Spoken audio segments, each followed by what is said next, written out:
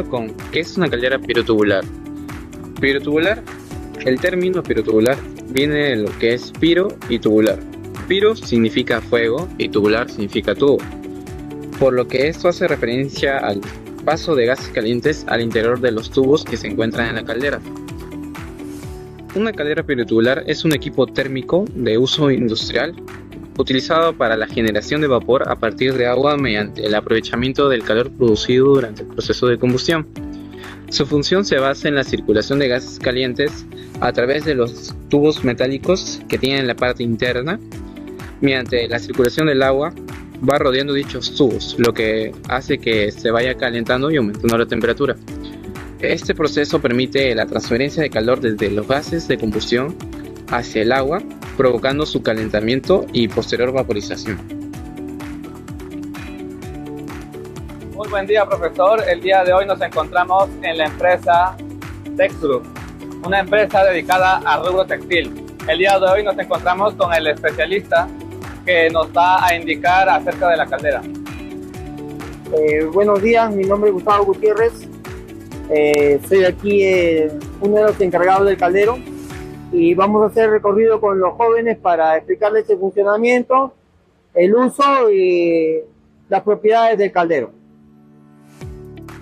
Continuando con el video, ahora hablaremos sobre la placa de identificación de la caldera. Toda caldera industrial está obligada a llevar una placa de características fijada por el fabricante, la cual contiene todos los datos técnicos fundamentales del equipo. Esta placa es el documento de identidad de la caldera, pues permite conocer sus límites de operación seguros, su capacidad de producción y garantiza el cumplimiento de las normas técnicas vigentes.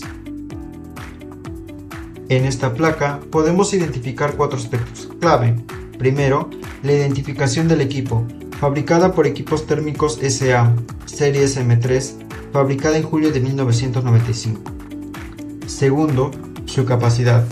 100 bhp de potencia, produce 3.450 libras de vapor por hora y transfiere 4.200.000 BTU por hora. Tercero, su parámetro de operación más importante, una presión máxima de trabajo de 125 psi. Y cuarto, el combustible. Funciona con petróleo número 6, consumiendo 28 galones por hora. A continuación, podemos ver identificadas las principales partes de esta caldera. El ducto de humos que expulsa los gases hacia afuera. El cuerpo, que es el tanque donde se genera el vapor. La tapa frontal que permite el acceso para mantenimiento. La línea de gas que transporta el combustible y el quemador que genera la llama. Del lado derecho, el manómetro el cual mide la presión. La válvula de alivio que protege ante sobrepresiones. El panel de control que permite operar la caldera y la línea de alimentación de agua que repone el agua que se convierte en vapor. Bueno, continuando con nuestra exposición, vamos a explicar lo que sería el funcionamiento de la caldera de manera resumida. Primero hay que entender que se extrae agua subterránea, es decir, dura, desde un pozo profundo de 130 metros mediante bombas para asegurar así una buena presión. Luego de extraerlo, se lleva a un depósito de 300 litros donde se ablanda con sal y se filtra. Esa agua tratada pasa a un tanque de condensado y se introduce a caldera mediante bombas multitápicas. Estas son para vencer la contrapresión interna de 100 psi. Un quemador, principalmente a gas, enciende el fuego para hervir el agua dentro del equipo sellado. Al hervir en un espacio cerrado se genera vapor a alta presión. Esta se envía al área de acabado para el planchado de las prendas, ya que recordemos que esta es una empresa textil. Y recordemos que para temas de control el sistema se autorregula según el consumo. El quemador se apaga al llegar al máximo de 105 psi y se enciende a bajar al mínimo de 95 psi con un máximo de alrededor de 150 psi como último filtro de seguridad. Hasta ahora hemos revisado el funcionamiento teórico de la caldera. Ahora conoceremos la perspectiva del especialista encargado de su operación y cómo estos conceptos se aplican en la práctica. A continuación vamos a presentar la entrevista que le realizamos al especialista de turno. Podemos observar aquí la siguiente pregunta, que es ¿cuánto sería la temperatura y presión buscada para la producción de vapor? A continuación La temperatura interna de aquí debe rondar los 400 grados.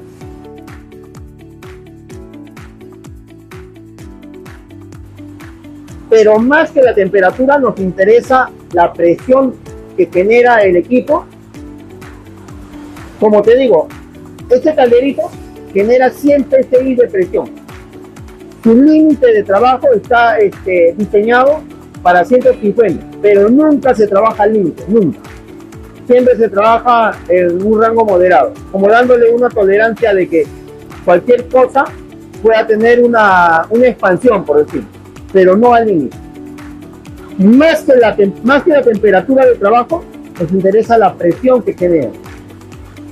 Eso es. A mayor tamaño, el volumen simplemente genera más, pero la presión puede ser 100 psi, 80 psi, 90. La presión que puede ser de acuerdo al proceso. La siguiente pregunta que se le realizó fue la siguiente: ¿qué productos se utilizan en el filtrado de líquido? En la purga lo que pasa es de que por más eficiente que sea el caldero en el tratamiento químico para extraer más que nada el oxígeno, que es lo que hace incrustantes en las tuberías, más que eso,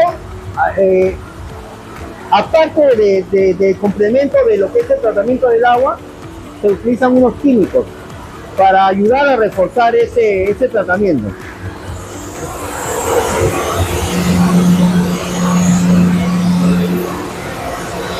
Los productos que aquí usamos son el nalco. El nalco es el producto básico. Y acá tenemos dos tipos de nalco que cuando se prepara en un volumen de más o menos 20-30 litros. Eso está calculado para el volumen de nuestro caldero. Esos químicos ayudan a que los rastros de oxígeno que quedan después del tratamiento los capture uno de los nalcos, y el otro nalco sirve como un protector del espesor de la tubería, tanto en el caldero como en las tuberías de distribución de la planta. Eso es como una capa, como que un nalco forma una capa protectora alrededor de la tubería para que el picado o la corrosión sea mínima. Esos son los dos productos. Ahora, lo que pasa es de que en el caldero siempre hay residuos, siempre se generan residuos, que son los sulfitos y los sulfatos. La realizada fue la siguiente: ¿qué ocurre si se detectan impurezas en la caldera? Realizada un controlador automático que hace un registro, tiene valores, tiene límites. Automáticamente eso lo purga. Pero adicional a eso, nosotros purgas, que son purgas manuales. Esta tubería es lo que se llama la purga de fondo, y esta es la purga de mano, o la purga de hombre. Vamos a hacer una demostración para que vean de que cuando surge alguna alarma o hay una purga indebida, la señalización de alarmas del caldero nos avisa de eso. Vamos a hacer la purga de mano. Vengan por allá, porque sale por allá. Miren. Ahí está. Se bajó la presión, perdió el agua y sonó su alarma de pérdida de agua. Miren, ahorita se está el agua de ahí está entrando. Vengan. Ah, no, ya se apagó ya. Vamos a hacer otra vuelta abajo. Ahí está entrando la bomba multitápica está entrando para que ingrese el agua. Ya se apagó y otra vuelta el proceso comienza. ¿Sí?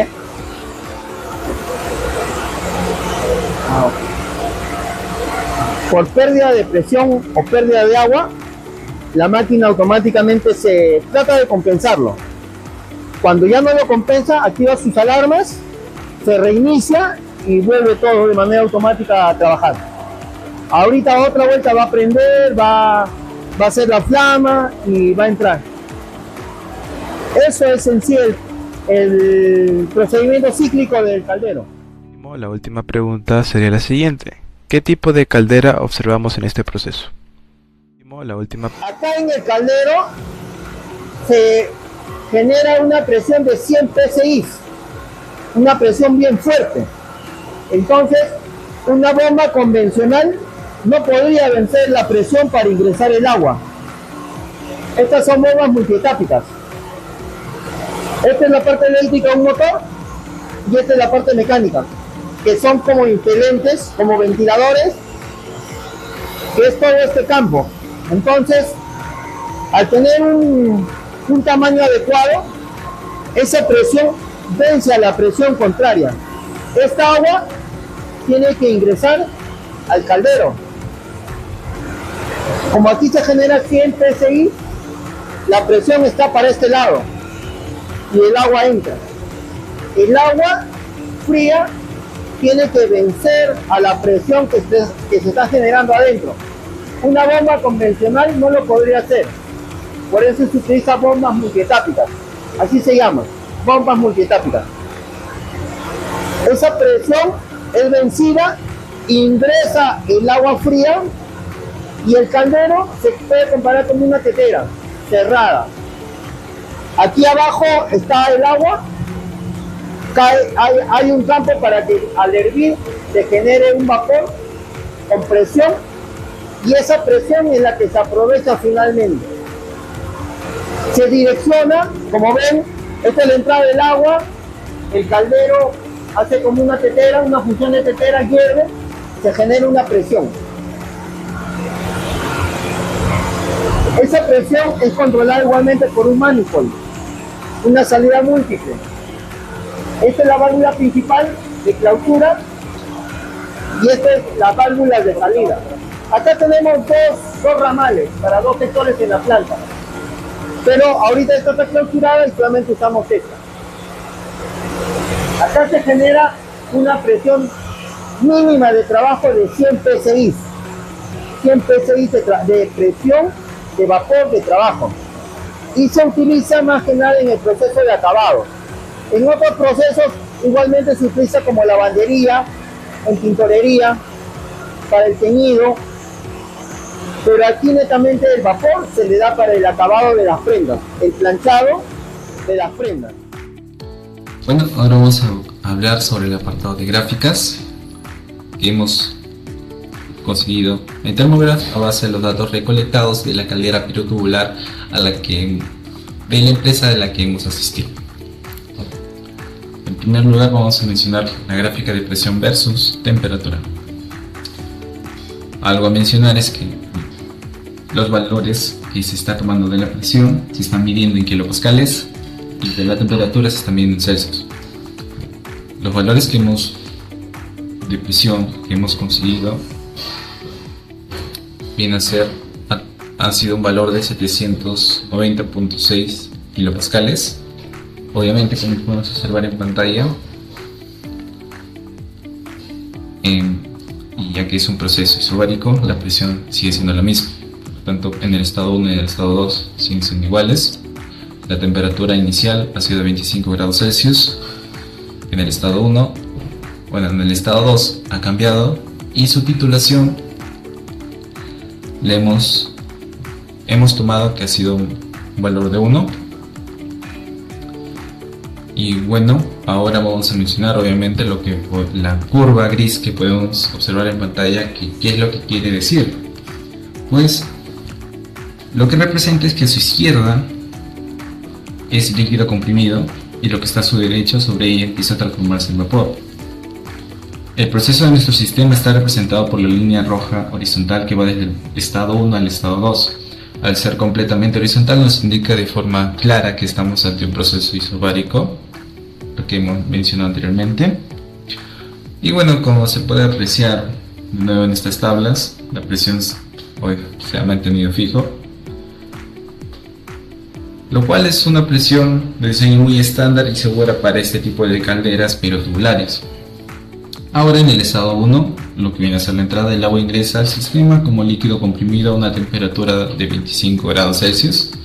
En este punto su entalpía ha sido baja, ha tomado un valor de 104.732 kilojoules sobre kilogramo, lo que refleja la poca energía térmica que posee el agua antes de ser calentada. A medida que el agua avanza por la trayectoria del estado 1 al estado 2, empieza a absorber calor dentro de la caldera. Primero experimenta un calentamiento sensible donde su temperatura aumenta linealmente desde los 25 grados hasta chocar con la curva gris, donde toma una temperatura de 169.9 grados Celsius, que es la temperatura de ebullición o saturación para esa presión específica. A partir de ese instante el agua absorbe lo que conocemos como calor latente, manteniendo así sus 169.9 grados Celsius constantes mientras cambia drásticamente de fase. Bueno, en el estado 2, que viene a ser la salida del proceso, el agua se ha transformado ya completamente en vapor saturado seco. Esto lo validamos con el parámetro de calidad o título, detonado como se ha mencionado, el título ha sido 1.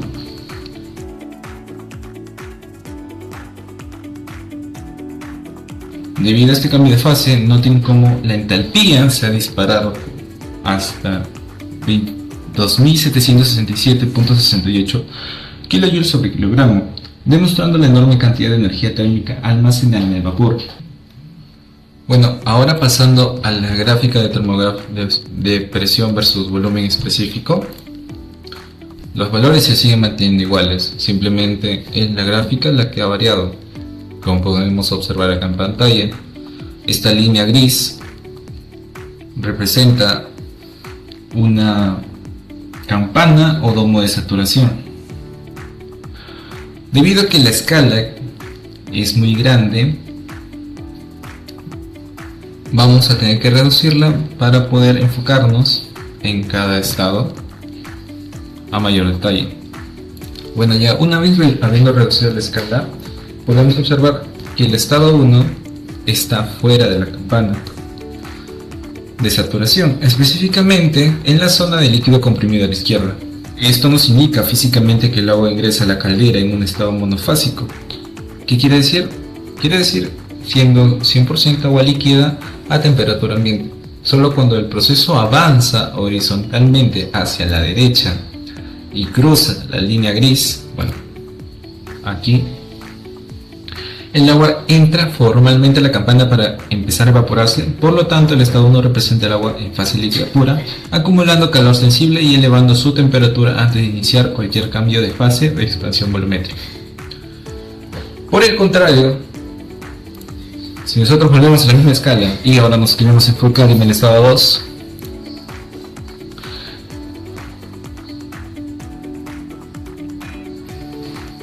aquí vamos a observar la línea isobárica del sistema que se está deteniendo con total exactitud justo dentro de la curva gris del domo.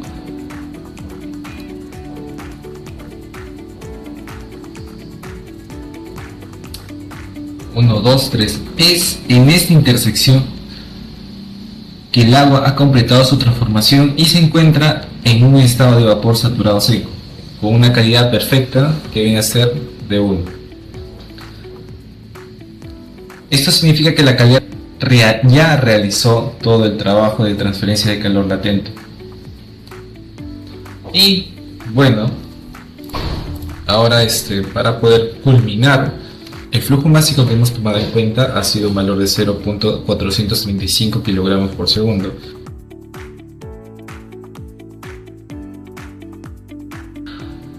Una vez puesto ese valor de flujo másico, el sistema nos arrojará que el trabajo neto o potencia mecánica de volumen de control viene a ser 0, como podemos observar aquí, 0 kilowatts. Por otro lado, el calor neto transferido al sistema para lograr la evaporación viene a tener un valor de 1158.38 kilowatts. Además, nos arroja que El cambio total de energía interna del fluido viene a ser un total de 1075.12 kilowatts. Y por último, el cambio en el flujo de entalpía total viene a tomar un valor de 1158.38 kilowatts. Este último valor coincide con total precisión con el calor neto suministrado, validando perfectamente la ley de conservación de la energía, ya que en un proceso flujo estacionario y a presión constante todo el calor absorbido se traduce directamente en un incremento de la entalpía del fluido. Continuamos con el análisis termodinámico. Ahora veremos lo que son las condiciones de operación. Bueno, tenemos datos de entradas y datos de salida. Respecto a los datos de entrada, tenemos que la presión 1 es de 790.6 kilopascales. Pero, ¿cómo obtuvimos ese dato? Bueno, podemos ver en la imagen un manómetro en donde se indica que la presión es de 100 psi. Pero una caldera no puede trabajar con presión manométrica, porque lo que estamos viendo es una presión manométrica. Tenemos que trabajar con una presión absoluta. Entonces lo que tenemos que hacer son algunas conversiones. Primero, tenemos nuestra presión manométrica que es de 100 psi. Entonces lo que tenemos que hacer es multiplicarlo por el factor de conversión correspondiente y obtenemos que esos 100 psi se han convertido en 689.48 kilopascales. La absoluta considera la presión atmosférica. Y bueno, la empresa a la que hemos ido se encuentra en Lima. Entonces, la presión atmosférica sería de una atmósfera, que trabajando para kilopascales sería de 101.325 kilopascales. Y bueno, la presión absoluta no sería más que la suma de la presión manométrica y la presión atmosférica. De esa manera obtenemos que la presión absoluta sería de aproximadamente 790.6 kilopascales, así como se muestra en los datos de entrada. Ahora, en la temperatura 1 tenemos que es de 25 grados Celsius. Eso sería correspondiente a la temperatura del agua de alimentación. Significa que es la temperatura del agua cuando entra a la caldera. Tenemos una entalpía 1 de 104.732 kJ por kilogramo. Eso significa que es la entalpía correspondiente al estado inicial. En nuestro caso obtuvimos la entalpía 1 a partir del programa Thermograph que mi compañero hace un momento ha presentado. Ya. Ahora, respecto a los datos de salida, tenemos que la presión 2 es la misma que la presión 1. ¿Y esto por qué ocurre? Bueno, una caldera opera aproximadamente a presión constante. Es por eso que la presión 1 y la presión 2 serían iguales en este caso. Listo. La temperatura 2 es de 169.9 grados Celsius, que viene a ser la temperatura de la saturación para dicha presión. ¿Qué significa eso? Que para una presión de 790.6 kilopascales corresponde una temperatura de saturación de 169.9. En nuestro caso obtuvimos la temperatura 2 a partir también de nuestra gráfica de Thermograph. Listo. La entalpía 2 resulta de 2767.68 kJ por kilogramo y pueden darse cuenta que es mucho mayor que la entalpía 1. Esa entalpía 2 es la entalpía del vapor producido. ¿Listo? Luego tenemos un título o una calidad de X igual a 1. Pero, ¿qué significa eso? Significa que estamos asumiendo que lo que obtenemos es vapor saturado seco. O sea, no hay nada de humedad al final de eso. ¿Y por qué asumimos eso? Lo asumimos para no complicarnos mucho con los cálculos y porque eso sería lo que se buscaría en una caldera. Luego tenemos el flujo másico que es de 0.435 kilogramos por segundo. ¿Cómo obtuvimos ese dato? Para eso necesitamos que observen una partecita de la placa de la caldera, donde se indica que la capacidad del vapor producido sería de libras por hora de 3450. Pero nosotros solemos trabajar con kilogramos por segundo, así que tenemos que hacer una pequeña conversión ahí. Tenemos que entonces a esos 3450 multiplicarlo por su factor de conversión correspondiente y obtendríamos que sería 1500 64.89 kilogramos, pero por cada hora. Entonces, si queremos pasarlo a kilogramos por segundo, solamente tendríamos que dividir entre 3600, obteniendo de esa manera esos 0.435 kilogramos por segundo, correspondiente al flujo másico del vapor producido. Ahora vamos a hacer algunos cálculos. Primero vamos a calcular lo que es la potencia útil, que en nuestro caso vendría a ser el Q teórico o el calor teórico. Por clase sabemos que el calor teórico se calcula como el flujo másico por el cambio de las entalpías. Ya tenemos los datos del flujo másico y de las entalpías.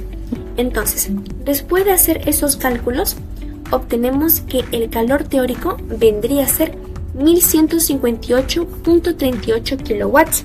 ¿Pero qué vendría a ser ese Q teórico? El Q teórico es la energía mínima necesaria que necesita el agua para poder cambiar de estado, pasar justamente de agua a vapor saturado seco. Y en este caso, como estamos hablando de una potencia, sería por cada segundo. En pantalla también pueden observar que tenemos una captura de pantalla en donde se indica justamente en donde coincide el Q teórico con el flujo de calor, 1158.38. Lo que hicimos fue colocar el flujo de masa, que es 0.435, y como en esa gráfica que mi compañero presentó ya teníamos los datos de entalpías, el mismo programa calculó el calor teórico, o sea, el calor ideal, y saldría 1158.38, o sea, coincide. Ahora vamos a hacer el cálculo de la potencia suministrada por el combustible, que para nosotros va a ser lo que sería el calor real, porque como justamente tenemos los datos del combustible, podemos calcular realmente cuánto es lo que ingresa a la caldera. Veamos los datos de la placa. Tenemos, por ejemplo, que el consumo vendría a ser de 28 galones por hora. Aquí lo podemos observar.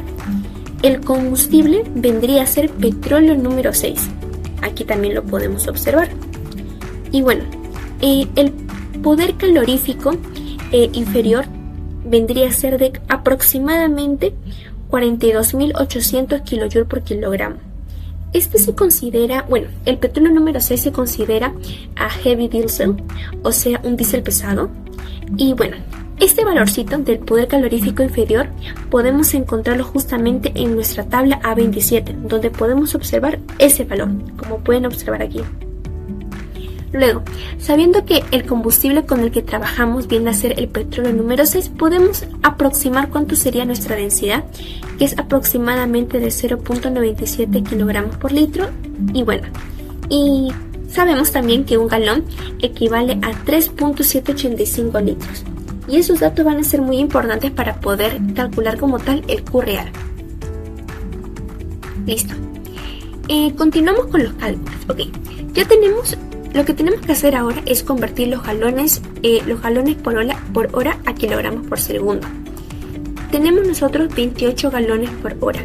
Tenemos que multiplicarlo por su factor de conversión para obtener en litros por hora, y obtenemos este valor. Ahora, ese valor a su vez tenemos que multiplicarlo por otro factor de conversión para poder obtenerlo en kilogramos por hora, y obtendríamos que sería de 102.8 kilogramos por hora. Listo.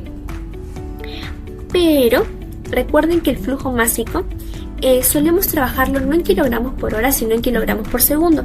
Así que simplemente tenemos que dividir este valor que hemos obtenido entre 3600.